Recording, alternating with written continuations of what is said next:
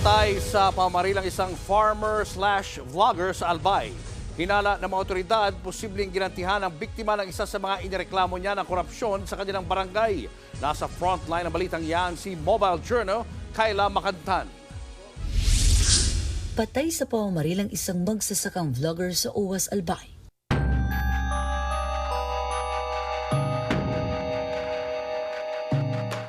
Sa palayan mismong pagmamayari ng 45 anyos sa Sedindo Batalier, nakita ang katawan niyang may mga tama ng bala alas 8 ng umaga nitong linggo sa barangay San Ramon sa Uwas. Walang nakakita sa mismong pangyayari, pero ang mga otoridad may tinitignan ng posibleng motibo. Maaari umanong may kinalaman ng pagkamatay ni Dindo sa korupsyong isinawalat niya kaugnay sa kanilang barangay. May mga reklamo rin daw siyang inihain laban sa ilan sa kanila na naging dahilan ng pagkasuspende. Malalim na investigasyon para ang gagawin ng OWAS na tumanggi munang magbigay ng panayam.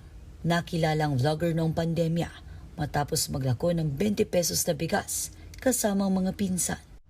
Nagbabalita mula sa Frontline, Mobile Journal, Kayla Makantan. Mga kapatid, Julius Babaw po. Iba na ang may alam at may pakialam sa panahon ngayon. Para sa frontline ng mga balita, mag-follow at mag-subscribe sa social media pages ng News 5.